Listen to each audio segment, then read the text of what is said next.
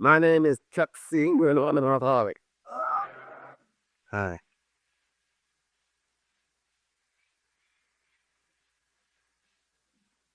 I don't know when I have felt any more grateful than I do tonight. This gang that have come down here to hear me bark for about 6 sessions officially and 16 unofficially. You're something else. And it's a great tribute to me for those of you who came down here to listen. And for those of you who came down here to get away from your wives, I thank you for coming too.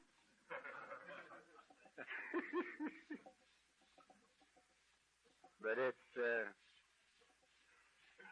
beautiful sight standing here and looking at you. You're a big bunch. And I love you. This has been an eventful week so far. I had to give a funeral on Monday in Pasadena. Chap who was 51 and who was getting an AA pitch. And right in the middle of it, he went down and didn't get up. Heart attack. And so that was Monday and Tuesday. I had another one. This was one of the original members of the Compton group. Came in just after it was started. Old Tex Mullis. And Tex had been sober for 21 years. And he did it sort of the hard way because he was a compulsive gambler too. He loved to gamble. And he won and lost once in a while. The last time I knew him to be in Las Vegas, he won $17,000 on the crap table. Took it up to his wife and said, "Now you send us home." And she didn't. She put it in the safe in the hotel, and he lost before he got out of the place. It wasn't too bad for him because he thought that was a great joke. He blamed his wife entirely because he had told her to turn it off. Well, this time he went up again, and he left with a heart attack. So I had to put him away on Tuesday. Wednesday, I got my 29th birthday cake, which is something for a tongue-chewing, babbling idiot joke. 29 years without a drink of pill. And that was pretty nice. And here to finish the week out, I have you people to share a lift and to be shared with. And I'm, again, very grateful to you for coming. I thought tonight we might just think a little about the problem, get started. This retreat is supposed to be in all of our affairs. The 12 steps says, having had a spiritual awakening. As the result of these steps, meaning the first 11, we tried to carry this message to alcoholics and practice these principles in all of our affairs. In all of our affairs. And thinking a little about the problem, I had to think a little about a Texan who was the first chap that sobered up in Houston. He has, I guess, close to, if not already, 35 years of sobriety. He's half a Texan wide and the Texan a half falls. And who tells this story? He said that you're going to solve a problem. It helps if you know what the problem is. For instance, I've always been afraid of dogs. He said, some little old girl come walking down the sidewalk with a Great Dane on the leash, and she's not afraid of the dog. So the poodle runs out, and I take off. And he's that high, I can just see him running from the poodle. They said this caused him a lot of embarrassment in his life. And it finally became necessary for him to look at the reason that he was afraid of dogs. And he looked and looked, and he started turning the pages. He laughed back, and he got clear back to where he was 7 years old. And he remembered that when he was 7, a dog bit him. And that was the reason he was afraid of dogs. But he said that didn't completely satisfy him. And so he looked at it again, and he saw that the reason the dog bit him was that he was chasing a little girl at the time. Not through all my life, I've been chasing women and getting in trouble and running from dogs, and dogs never were my problem.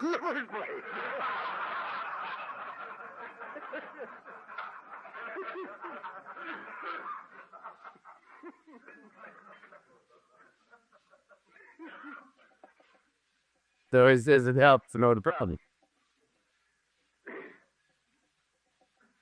And I think it helps to know the problem. And I'm going to tell you what I think the problem is. And I'm going to tell you what I think the solution is. And there'll be some of you that will not agree with my thinking, and that's perfectly all right. But if I talk, I have to state as I see it. So, our immediate problem when we came here was booze. Alcohol. That's the thing that landed in here. It ran me in a hurry after 25 minutes. And because I had used every resource I had, and I had lost the battle. So I got his at the ripe old age of 43. I told you in every department of life. Failure as a husband, a father, a businessman, a man, and a drunk. And I had run out of everything, including people, places, things, money, whiskey, and home, and everything else. And there wasn't any place else for me to go but here. However, on my last trip out, I had a very great good fortune. The bottle killed me. The bottle beat me to death, beat me into total and absolute nothingness. And only then could I come to investigate Alcoholics Anonymous. Up until that time, there was no way that anybody could have talked me into coming here. As long as I had the power of choice, my choice was never to come to Alcoholics Anonymous, and never came until I'd lost everything, including the power of choice.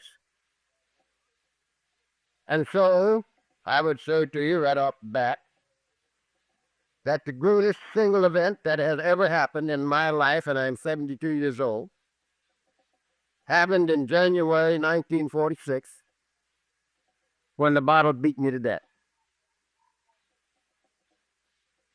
Had it been necessary for me to consciously surrender, the first time I would have died without coming to this program. There was no way that I could surrender. I had never admitted defeat one time in 43 years of life, not to God, man, woman, or the devil. The word surrender wasn't in my vocabulary. It's been bred out of me for generations. So, thank God. On my last trip out, the bottle did it for me. The robot was burned out. And I got to the program in a state of total abandonment of self when I got here.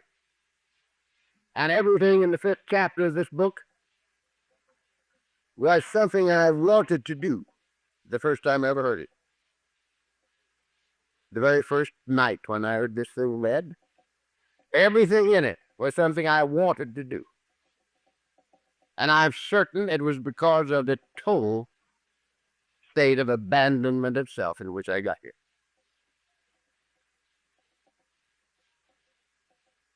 Now,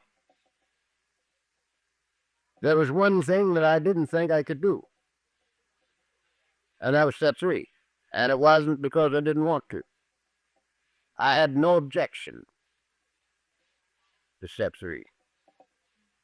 I would turn my will and my life over to a jackass if I could have gotten rid of me. But where it says we made a decision to turn our will and lives over to the care of God, as we understood, I didn't think that this was possible for anybody like me,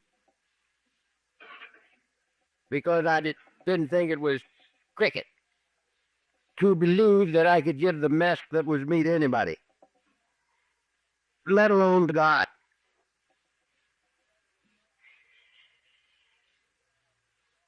I wouldn't have taken me with a large dowry,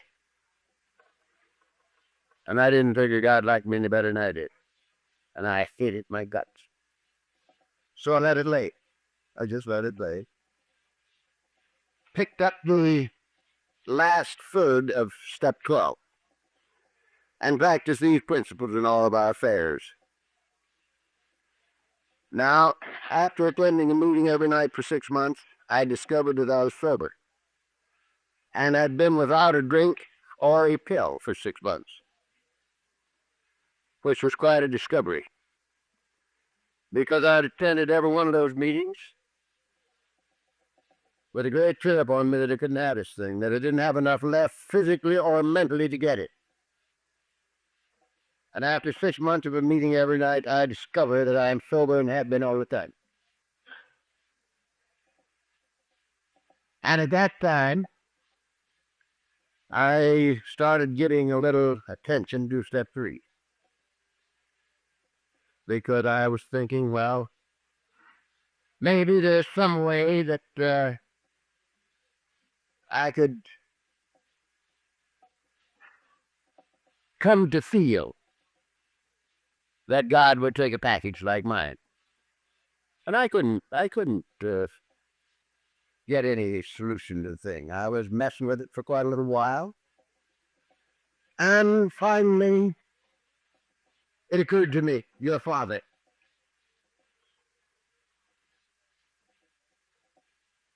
And then I started conjuring up the most heinous crimes I could imagine and laying them on these 2 boys of mine. And I let my imagination go crazy, building the worst possible kind of crimes that anybody could perpetrate. And when I got that done, I would say to myself, now, would this keep me from wanting to see my boys? Would these things make me want to cast them into perdition, to burn for eternity? And I had to say no. I couldn't do it. No way could I, regardless of what they did, no way could I assign them to hell. And so I came to believe that maybe uh, the Heavenly Father being a good guy, and me an evil one. Maybe he would forgive me.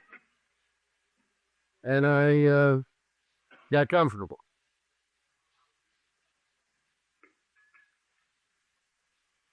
But it had to come through that kind of procedure with me. Now, the funny part of it is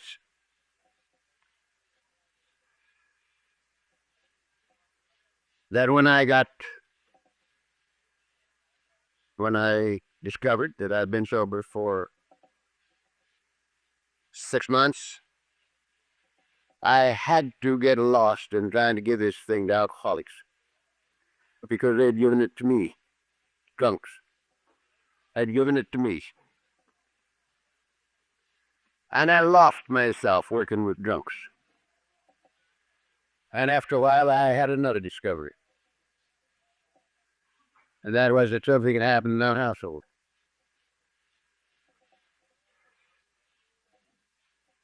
A year before, she was divorcing me. The kids wouldn't come home when I was around. The boss man was going to throw me through the window if I ever stepped foot in the plant again. I had no health, no sanity, no home, no job, no nothing. And it appeared that the war was over. The household was living like kittens. And that was a good discovery. That was about a year after he got here. And another 8 months went by. And I made another discovery. And that was that I was still trying to clean up my desk at the office. We'll talk a little about this when we talk about our own business or practicing these principles in business. But here I was, still trying to clean up my desk at the office. And business was good. It was plumb good. And that was a pretty good discovery. There was another year went by, and I discovered that the state of my brewing was better than anything that I had ever dreamed of in my life. My livingness, being itself, was better than anything that I ever dreamed of. And that was a good discovery. And now 5, maybe 6 years have passed, and I made another discovery, which I believe to be the great discovery. When we make this discovery, the search is over and life begins. Life isn't over. Life just begins. Really. And this discovery was that I was never alone anymore. I, who had walked alone for 43 years, totally alone. I was never alone anymore. I had a God of my very own. And where I am, He is. I'm often by myself, but never alone. And this has been the way it's been ever since the discovery, and it's the way it was before the discovery. Because I hadn't been alone since my first meeting. Now, I believe that this program of ours, the Alcoholics Anonymous program, is a program of uncovering, discovering, and discarding. That's the program to me. Uncovering, discovering, and discarding. The first 9 steps of the program are the uncovering steps. Clearing away the wreckage of the past. Squeezing us out of ourselves ego-wise. To get rid of the human ego. temporarily, because we'll never get rid of it totally, in my opinion.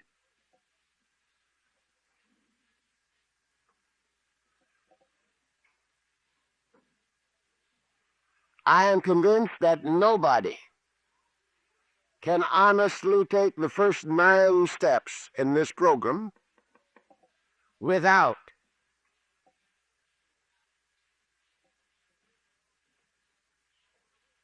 making the discovery that something has happened, and it's very, very terrific. Because when you honestly apply the first 9 steps of this program to me, I apply it to me. At number 10, the ego temporarily gone. Now, I am convinced in my own mind, totally and completely convinced, from the toenails to the top of my longest hair, that there's only one problem in this life. One problem that includes all problems. And one answer that includes all answers. Now, that's oversimplification, isn't it? One problem that includes all problems, and one answer that includes all answers. I am totally convinced that the only roadblock between me and you and me and my God is the human ego. The only roadblock there is. I further believe that the best definition you'll ever hear of the human ego is the feeling of conscious separation from. The feeling of conscious separation from. From what? For the other day. From God, I like to use 3 words: life, good, God, which to me are synonymous words. Conscious separation from God, from each other, and eventually from ourselves. That is the thing that says to me, here am I, big me, little me, smart me, dumb me, rich me, poor me, against the whole world. I've got to outthink, outperform, and outmaneuver in order to eke out miserable living out of an unfriendly universe. That's what they laid on me as a kid. The very features of life. The little bird gets the worm, the devil takes the hindmost, you got to be there first to the mostest. Builds on that premise. Am I against the whole world? Got to outthink, outperform, and outmaneuver. Consciously separated from each other and from God. Now, I think that's the greatest roadblock there is. The only one, as a matter of fact. The only roadblock there is. Between you and me and my God. And that's the human ego.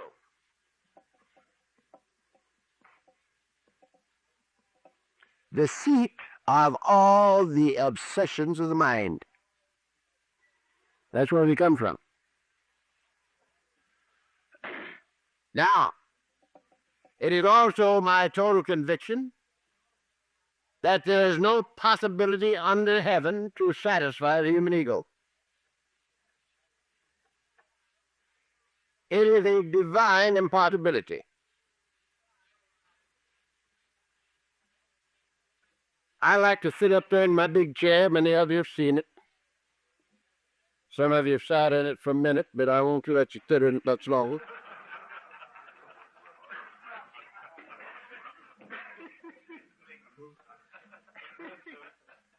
And I look down on top of that little town. Laguna Beach, beautiful shoreline, the channel, right straight in front of my church, Avalon, on Catalina Island. It's about maybe it's from where I live, it might be 34, 35 miles to the island. And I looked down at that water, that channel, and that 35 miles to the top of it. It's deep, too. And I threw to myself, suppose that entire channel was bourbon whiskey.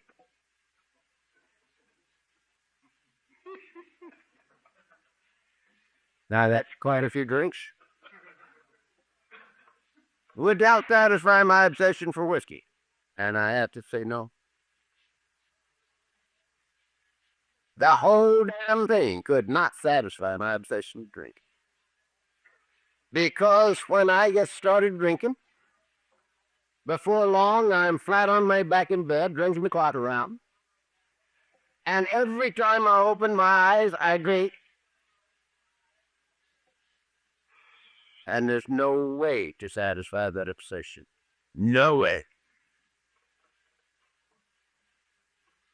Now, suppose my obsession had been for money instead of drinking. How about that? Totally impossible to satisfy an obsession for dope. Now, I had a client for many years, led him to it. He was a Syrian. And the Syrians taught the Jews and the Armenians about business. Syrian can starve an Armenian to death.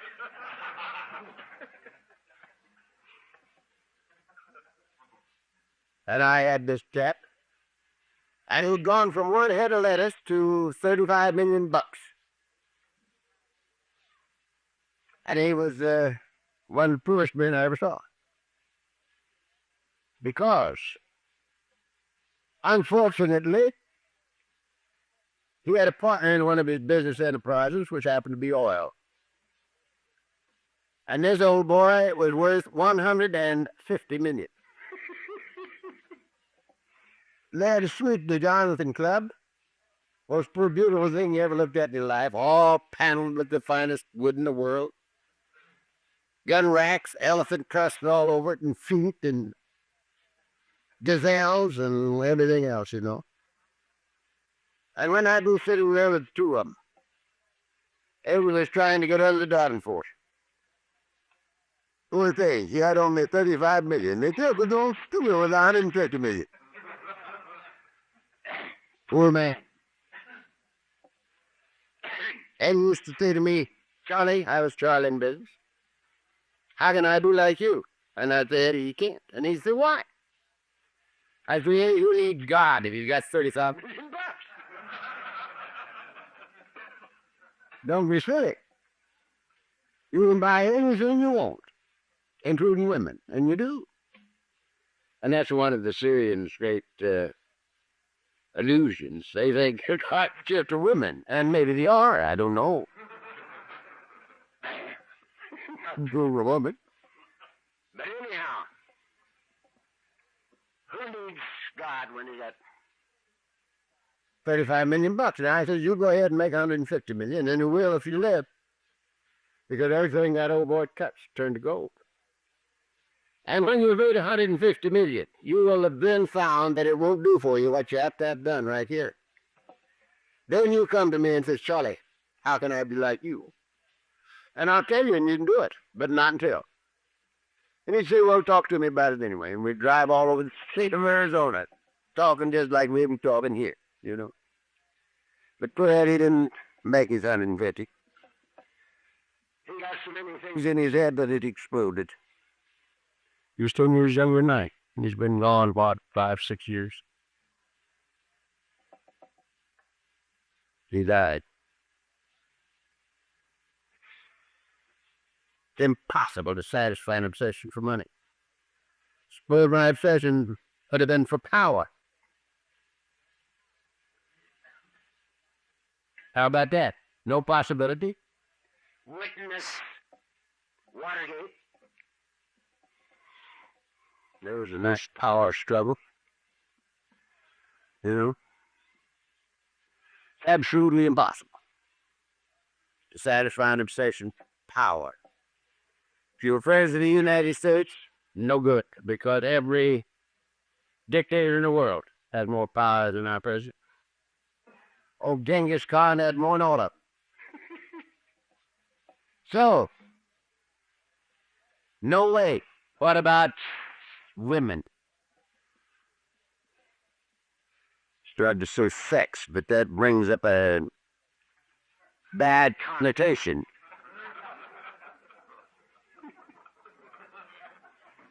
I've been getting invitations lately to go up and talk to the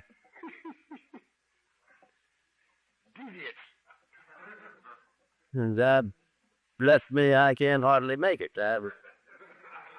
So far, I've been able to sort of have some other thing to do or get something else.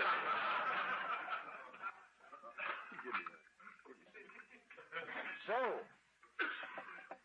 let's say women. Suppose my obsession for women. And supposing, thank you, that I had been the greatest Lothario of all times. And supposing I had captured every chick I set out to catch, but one. Not my great entire army, they. Would they satisfy my obsession for women? This one kills me. The one I can't get kills me dead. So, if you can't beat him, join him.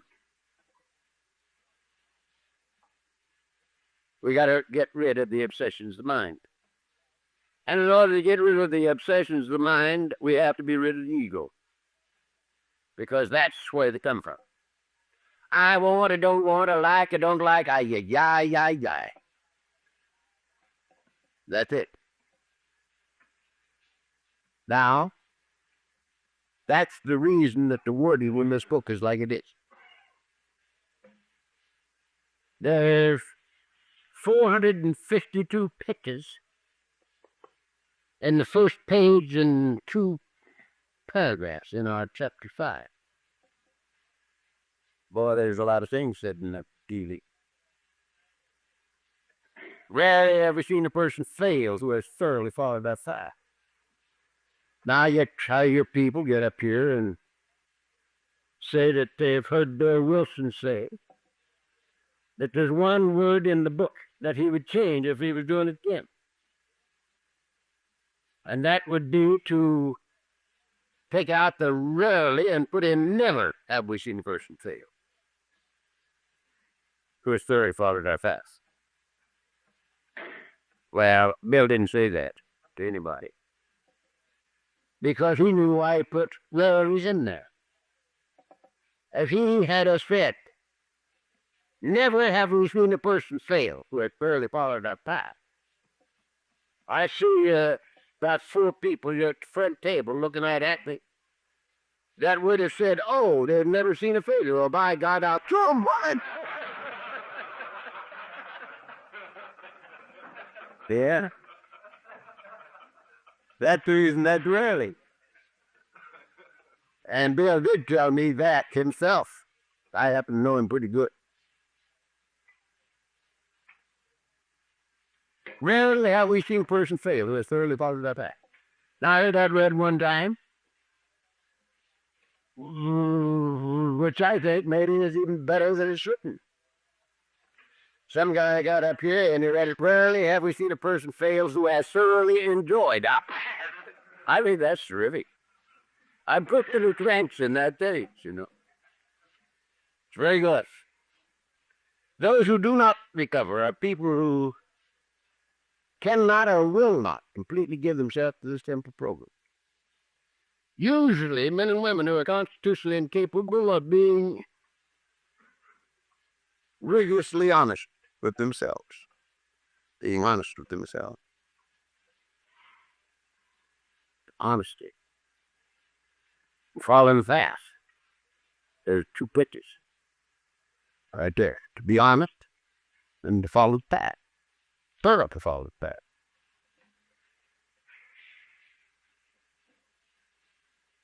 They're naturally incapable of grasping and developing a matter of living which demands rigorous honesty. Now there's a pitch. Grasping and developing. You see, we're people who never were able to settle for status quo. Never in our lives, long before we ever had a drink, we were unable to settle for status quo. Nothing that was normal ever merited our attention for more than a split second. If it wasn't better than normal, we didn't like it.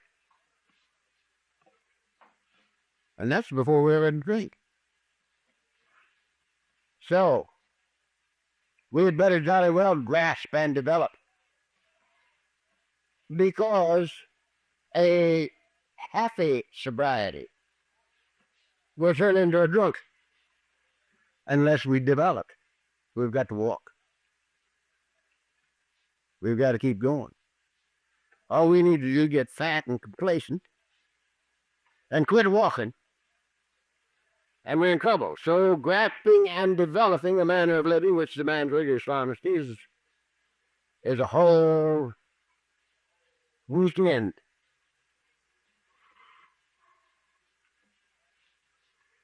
There are such unfortunates, they're not at all. They seem to have been born that way. That's a line that I get the hell out of there. I don't like that line, because in 29 years, I have had, I don't know, probably 500 people tell me that they're sure that they're naturally capable. I'll be honest, well, naturally incapable of it. Well, I'm sure that if you're still breathing, there's and you don't have a 2 or 3 of those wheels missing entirely. There's no way that you can hide behind that, but it's sort of a thing that we use once in a while. Their chances are less than average. Those two suffer from grave emotional and mental disorders. But many of them do recover if they have the best, to be honest.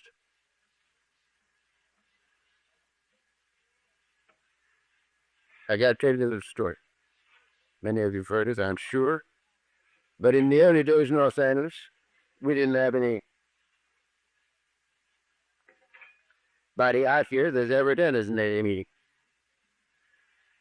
And the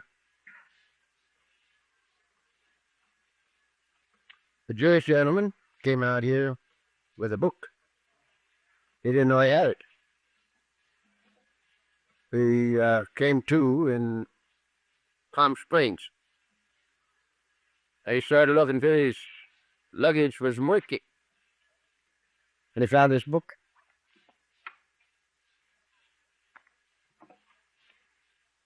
It's first edition, I've read. And he didn't know how it got into his suitcase. But he didn't have any whiskey. And so he read it. And he just kept reading it. And he liked it. He liked what he read. And he came into Los Angeles with this book. And he got a hold of some people and they started meeting. And they didn't know how to start a meeting. And so the custom that has spread pretty well all over the world was established right here in Los Angeles. First meeting. That's reading in portion chapter 5. This Jewish boy says, I don't know why I started me. But he says there's a chapter in this book entitled How It Works. And it gives us a thing. And let's read it. And they read this portion chapter 5. And you'd be surprised how much of the world that's covered up until now. They do it in Australia. They do it in New Zealand. They do it in Canada. They do it in Texas.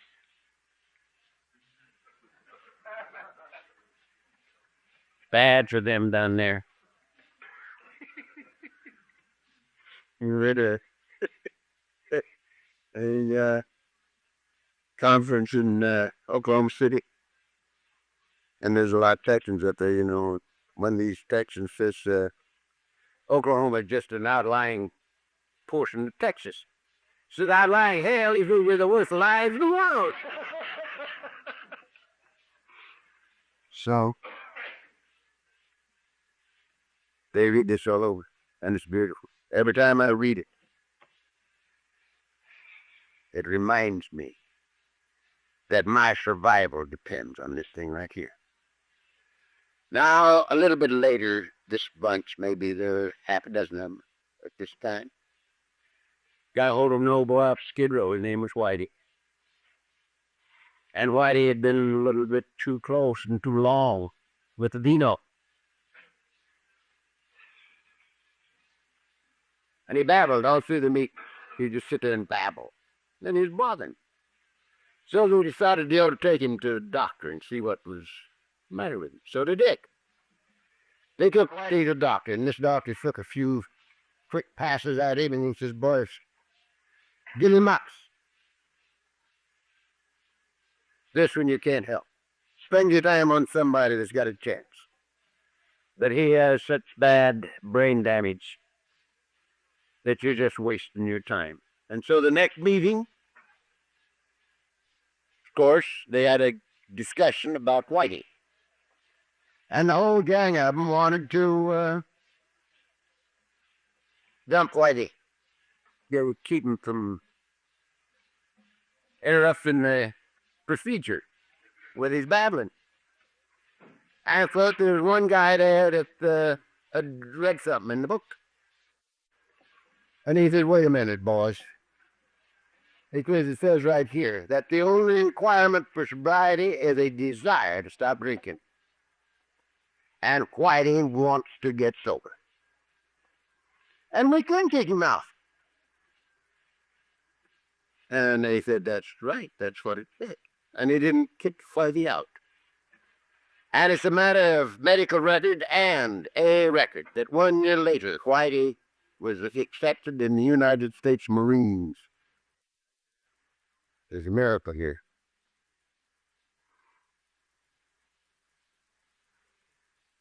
There are those who suffer from grave emotional and mental disorders, but many of these do recover if they have the capacity to be honest.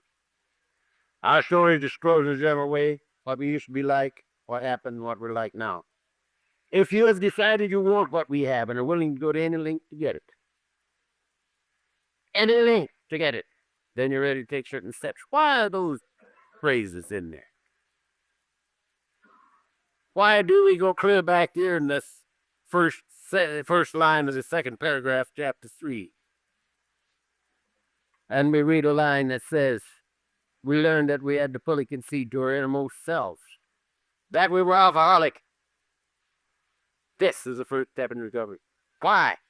Why is that clear back here? First line of the second paragraph, chapter 3.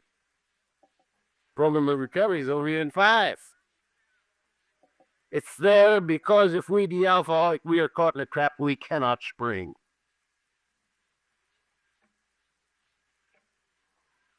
We have to have help. And we can't get help until we recognize the need for it.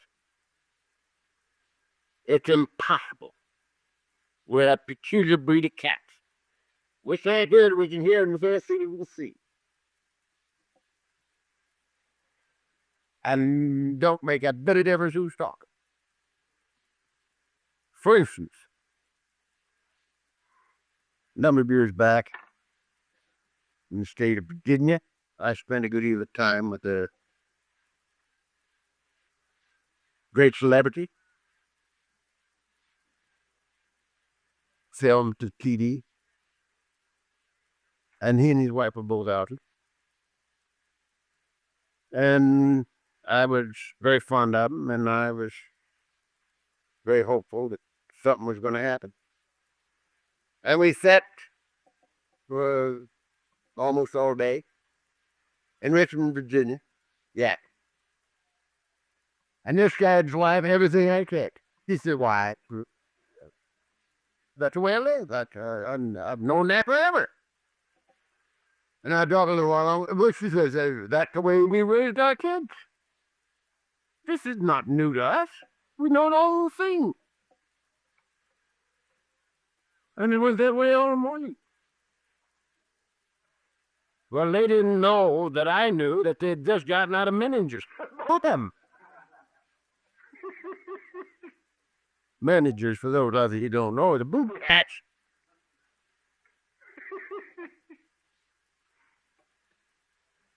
That can do this all backwards and forwards and do the middle. But you never heard it. And they didn't hear it when I said it either. And you're going to hear a lot of things that you think you know this weekend. Maybe you do. You may hear a lot of things that you disagree with. That's all right with me, too. If you disagree with them and know why you disagree with them, maybe you should be up here and me back there.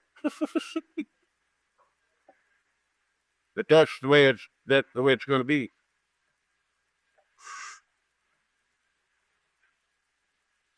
The second condition, of course, is that sobriety has to come first.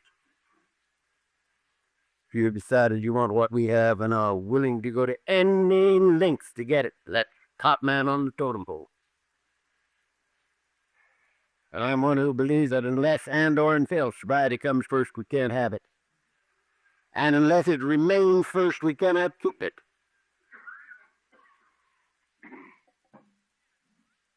That's what I say to you. This is very, very positive stuff. And are willing to go to any length to get it, then you're ready to take certain steps. Some of these we balked. We thought we could find an easier, softer way, but we could not. With all the earnestness of our command, we beg of you to be fearless and sure from the very start. This isn't a headache we're talking about. We're talking about a terminal illness. A disease is often a terminal illness. That's why people are here. Because we have to have help. And we got to recognize the need for it before we can get it. And it's got to be tops. Top man on the totem pole.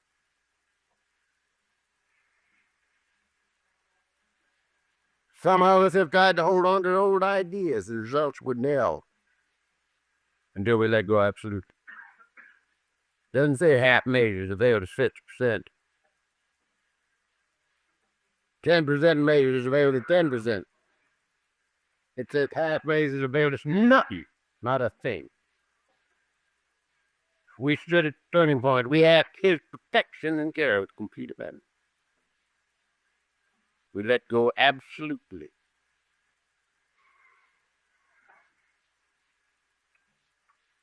Because up here without help, too much force.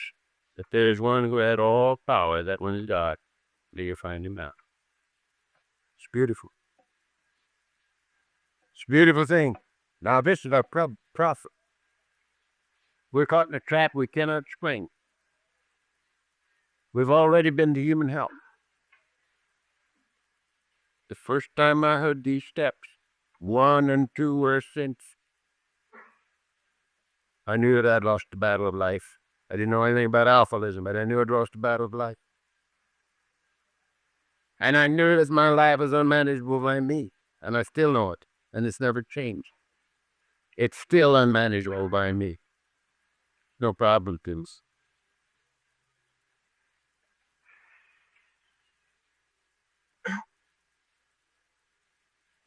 Twofold admission of defeat in the first one. An admission that we're nuts in the second. And there are 2 big steps for healthy. The first 2. Lost the battle of life, number 1. You're a nut, number 2. So you need help, and you need it bad.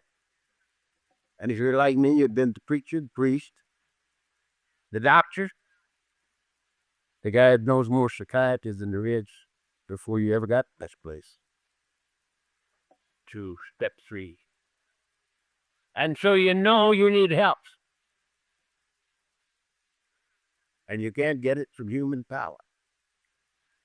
So we make a decision, turn the world light over scare of God. Now this is one of the things that we're going to keep spending time on. It's the most fantastic thing on the face of the earth. There's nothing that will compare with it.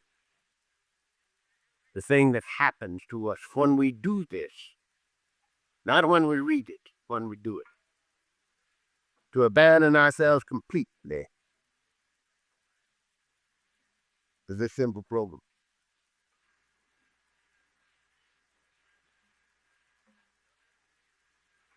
Throw them out.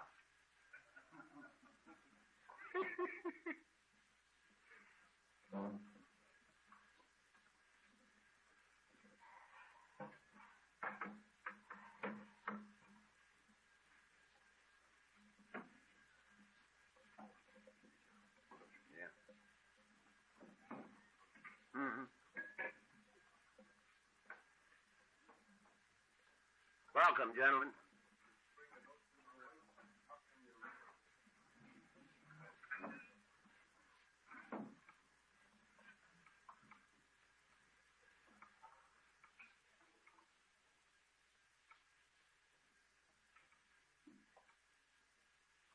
We made a decision to turn the runner eyes over to Caribbean.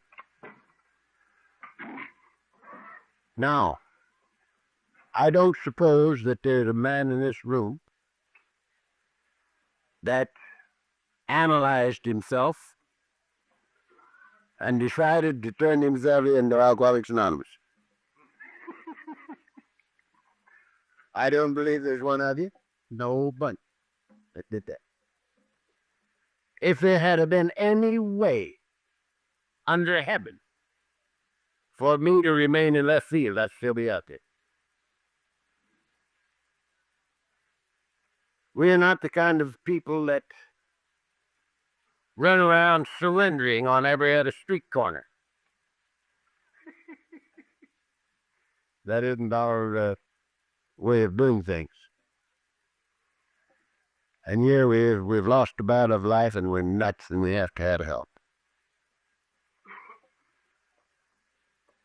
Now, I told you a little bit ago that the greatest single event in my life up until now, and I'm 72 years old, was when the bottle killed me in January 41. 40s. January 46. I was 43. I had read Jack Alexander's article in the Post in March of 41. Mrs. Seed found it, read it, opened it to the right place, and put it on the arm of the chair I sit in right now. And when I got home, I read it.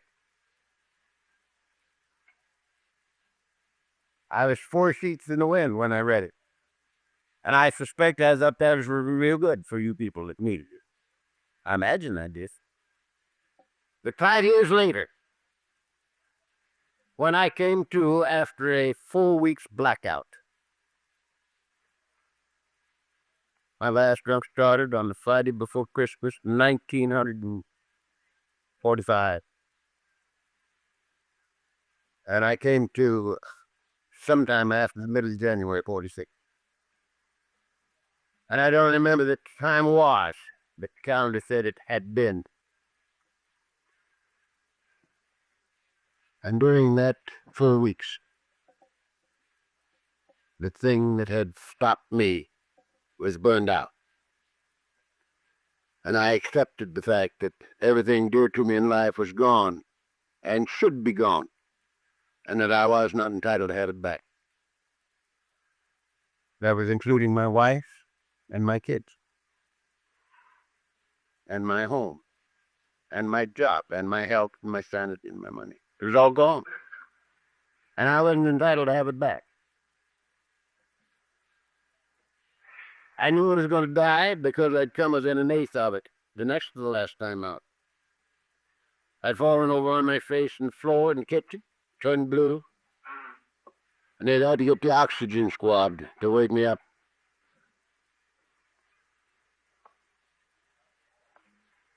And the doctor that was with him told me, after I came to, that to all intents and purposes I was dead, that they'd had a hell of a time bringing me back. And that nobody would ever be able to bring me back again under those circumstances. And, says he, If I were you, I wouldn't do that anymore. Said that right to me. But I did it again. So I knew he was going to die, and I accepted that too. But I didn't want to die with the records. Now I want you to listen to this because this is a little bit different than a lot of things that happen. I didn't even want sobriety for myself because I knew I was going to die. I didn't want nothing for me. But I didn't want to die with the record. I didn't want Miss T and the kids to remember me as nothing but a tongue-chewing, babbling idiot drunk. And in the depth of this thing, I remembered that I'd read the article in the Saturday Evening Post. And the only two things I remembered about it was that drunks helped drunks and didn't drink. And they called it Alcoholics Anonymous. And I said to myself, if I ever live to get out of this bed, I will find Alcoholics Anonymous. And immediately the curtain dropped. Just like that. Bang, it dropped. There was no more sanity. I was sick to death, drunk, and insane. And I had a lot of dying to do. But from the moment of commitment until right now, I never had drink or pill.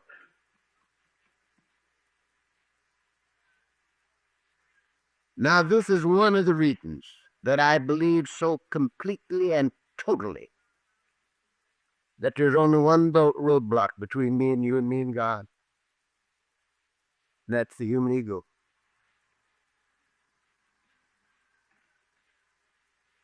The only roadblock there is. Because you see, I sit in the same chair today that I sat in for 10 years in hell. The same chair. And I sat in it for 29 years in heaven. Nothing happened to the chair. Nothing happened to my wife. Nothing happened to the kids.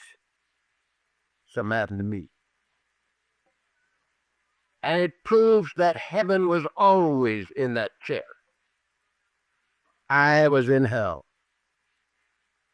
But heaven was always in that chair. Because nothing happened to the chair. And I'm still in it. Still in heaven. So, that's the reason that these statements are so very, very positive. To abandon ourselves completely. To let go absolutely, it said. And to turn our will and lives over to the care of God.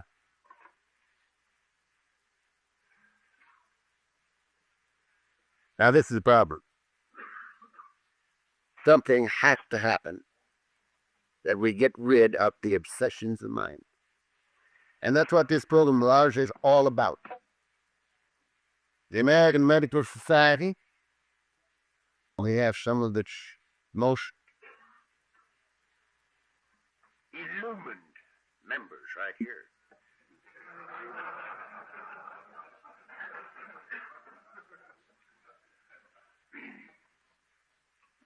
American Medical Society says alcoholism is a disease. It has symptoms. It is treatable but not curable. And the only way an alcoholic can successfully live is not to take the next slug. But they cannot tell us how not to take the next slug. They can't tell us how. That's what this book is all about, to tell us how to get rid of the obsessions of the mind that cause us to drink. That's what this whole program is all about.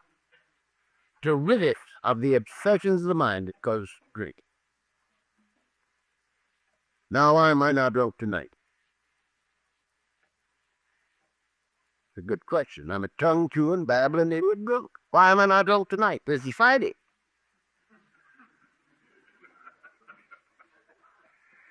Thursday night's kickoff night, right? You start off with a Sulu Thursday. You get an high gear on Friday. You pay Saturday. Sober up Sunday. Taper off so you can go to work Monday. Some Sunday you taper off so you can go to work some Monday. Why am I not drunk tonight? Because I have the thing I was looking for in the bottle. And that's the only reason I'm not drunk. That's the only reason I'm not drunk. I had the thing I was looking for in the bottle. Now, what is the thing?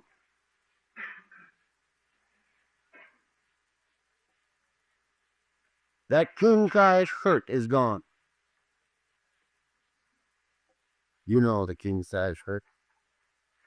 The kids call it that hole in their guts when they're standing on the street corner and the wind's blowing through. That's what the kids call it. When I first heard him say that, I said, shit, they've been to a meeting somebody. They heard that. They stole it from somebody that knew what he was talking about. But that ain't right. I learned that ain't right. They're the guys that coined it. Standing on the street corner with a big hole in their guts and the wind blowing through. Big hurt. That's gone. I'm not fighting me or you or life or God or the devil. I am at truce with me and with you and with my very own God. And that's the only reason I'm not drunk. When I say I am an alcoholic, it means this.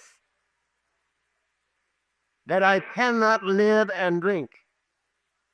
And of myself, I cannot keep from drinking. And that's just as true right now as it was 30 years ago.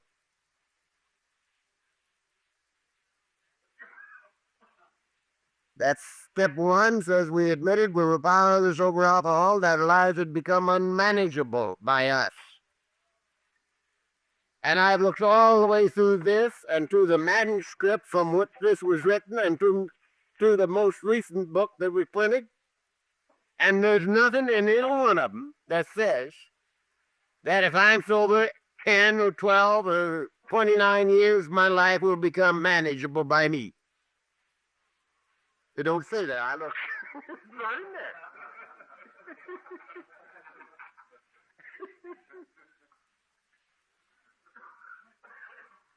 And furthermore, there's nothing in my experience in 29 years that would indicate that my life will ever be manageable by me again. But thank God it is no problem to me because I have step 11. I have lived by step 11 for 29 years. Sought through prayer and meditation to improve our conscious contact with God as we understood Him, praying only for knowledge of His will for us and desire to carry it out. I have lived in total expectancy of guidance and direction for 29 years. And I get it. And you might say, how do you know? I've got the simplest room in the world. I never had it so good. This is the only good life I've ever known, the only easy life that's ever been mine in my entire lifetime. And I've got 29 years to look over sober without a drink or pill, 25 years drunk or drinking, or 19 years before that. And this is the only good life I've ever known, the only easy life that's ever been mine. So I highly recommend it. This is the way to get rid of the obsessions of the mind. Sure, the steps we took, we're sober. Now, don't say here the steps we read or heard read or learned by heart. Don't say that. Don't say here the steps we interpreted. You can find that in here. Don't say that. Don't say here the steps we conned God into taking for us. There have been a few people around this neck of the woods that were experts on interpreting the steps. There's one guy out in the valley there for a while. They were selling interpretations of the steps and teaching interpretations of the steps. And then they got drunk.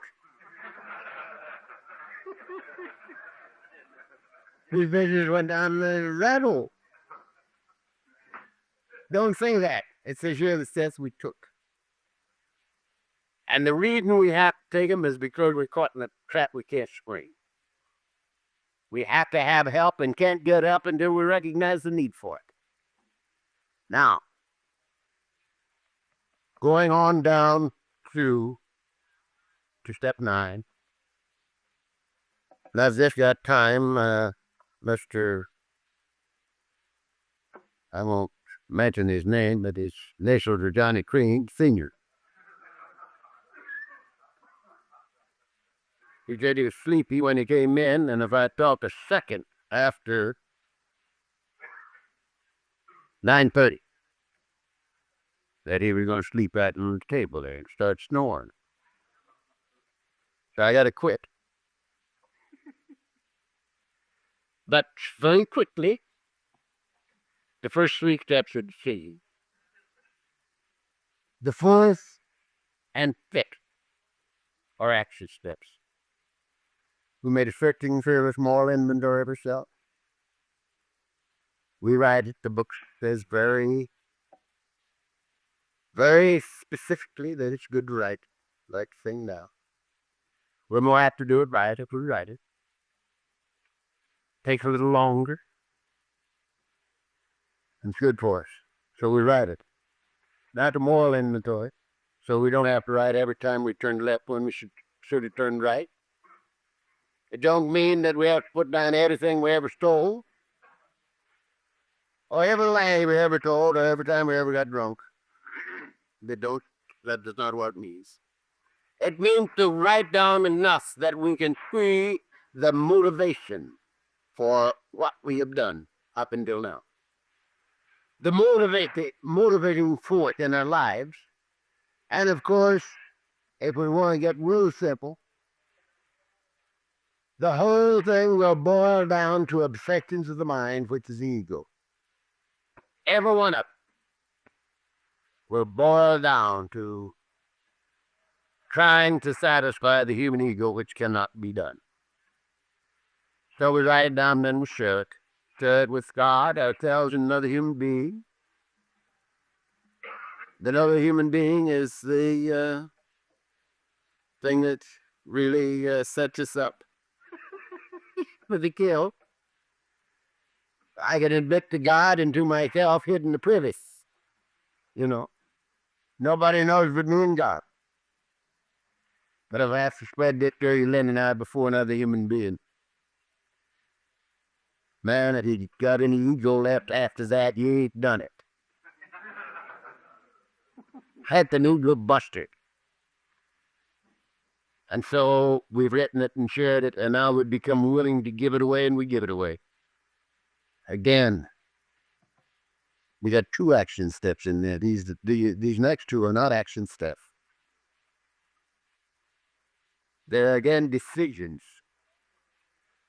Now I find people all over the world beating their brains out, trying to get rid of the obsessions of the mind.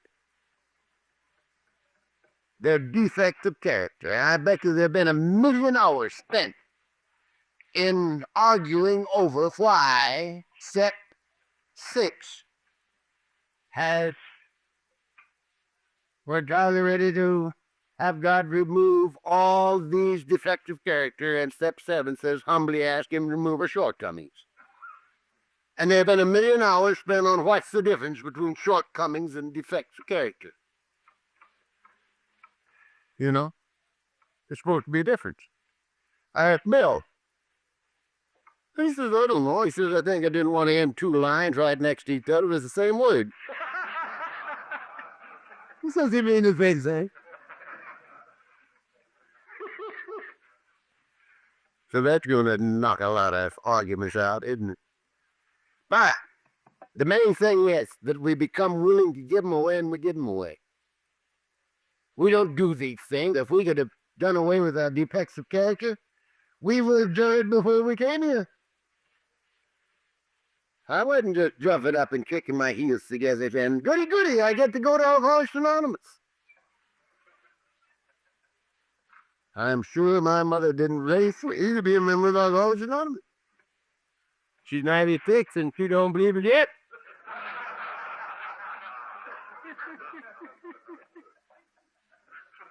She's still around. I think I had 29 years out of drunk, I drank and she's having that bottle for juice. What's so hot about that? So, we come in, we give them away. And then we've got two more in the first 10. Two of the greatest ones left yet. The most immediately effective steps in the whole program are 8 and 9. We made a list of all persons we had harmed and became willing to make amends to them all. Made direct amends to such people where impossible, except when to do so would injure them or others. If you haven't done that, do it. Do it, do it, do it, quick. The weight of the world is removed from your shoulders when you honestly take care of 8 and 9. And I'm going to tell you this little story, and it won't take that long. I'll still get down. One time, many of you have heard it, but it curls my hair yet.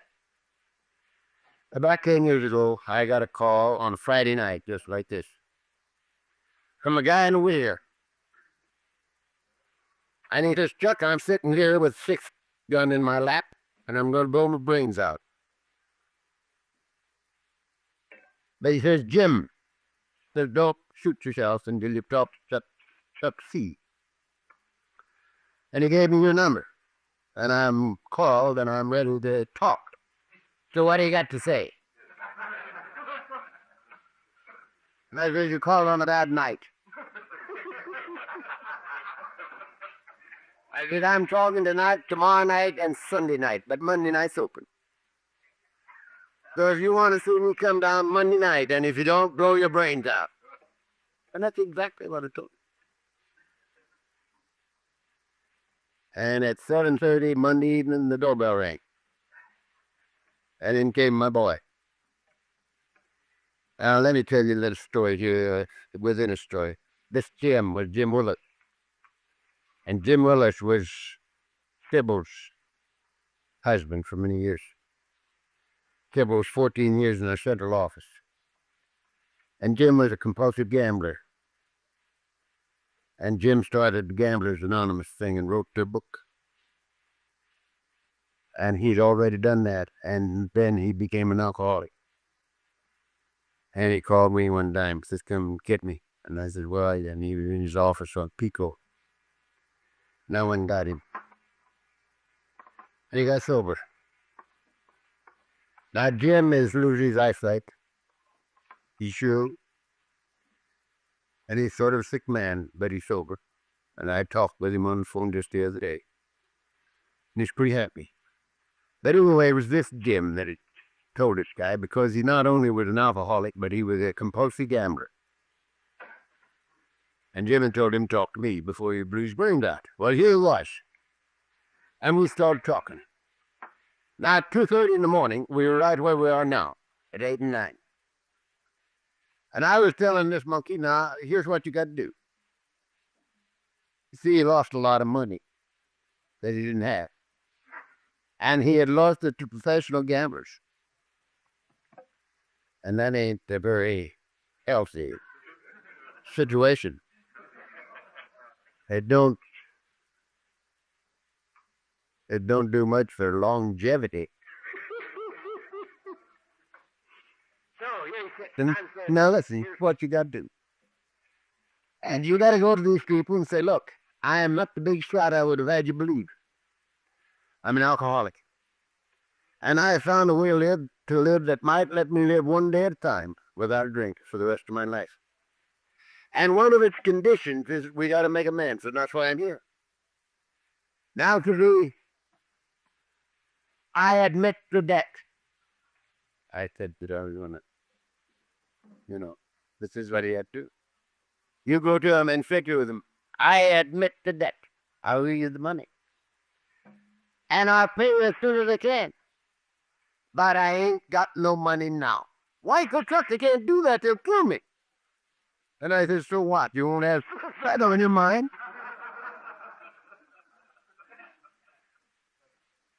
And the old boy started to laugh, and he's still laughing. And he's walking the streets free, man. Ever since he was laughing right over the hill, and he left me. And he never quit. And he paid him off. Nobody showed it. So one of these things. So if you haven't done 8 and 9, do them. The weight of the world goes right off your back when you do them. Now, to finish up.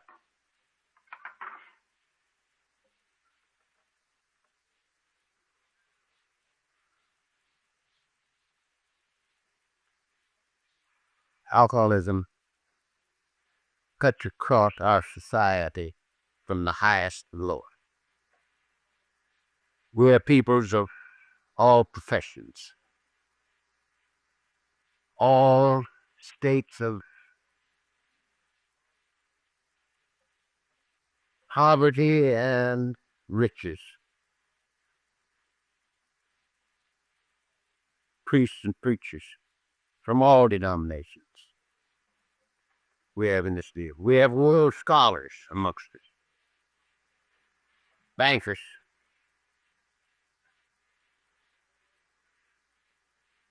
no one of whom would have come here if they could have stayed out. So, we have a problem that you and I cannot solve. We have to have help.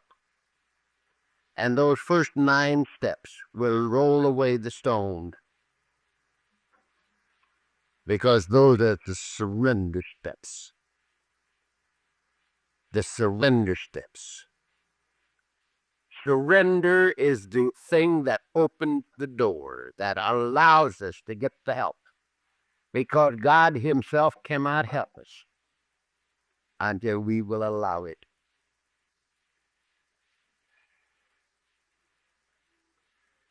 The recognition of the need for help and the turning of our will and our lives over to the care of God and the clearing away of the wreckage of the past is the beginning of victory. It's fantastic. Don't be afraid of it.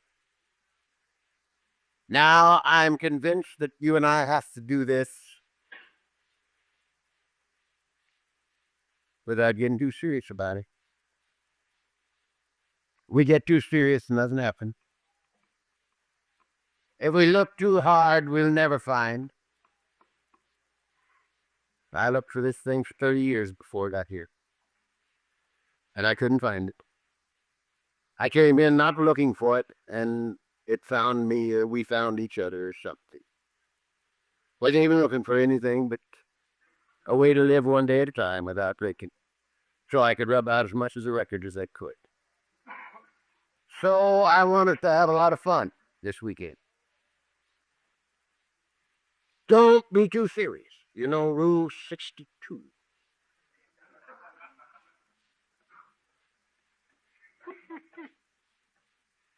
Some people put it on their license plate. Rule 62. It's a good rule. There's a little book about that tall and about that wide, and it's green, the covers.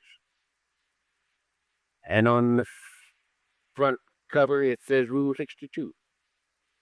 And you open it up, and you look, and every page in the book is vacant, except the double truck in the middle. And it said, don't take yourself so goddamn seriously. And that's what we want to do here this weekend. Have a lot of fun, not get too serious, but realize the problem that we have that we cannot handle on our own. And to come to see totally before this weekend is over that what I can't do, we can do with the grace of God. God bless you. Thank you very much.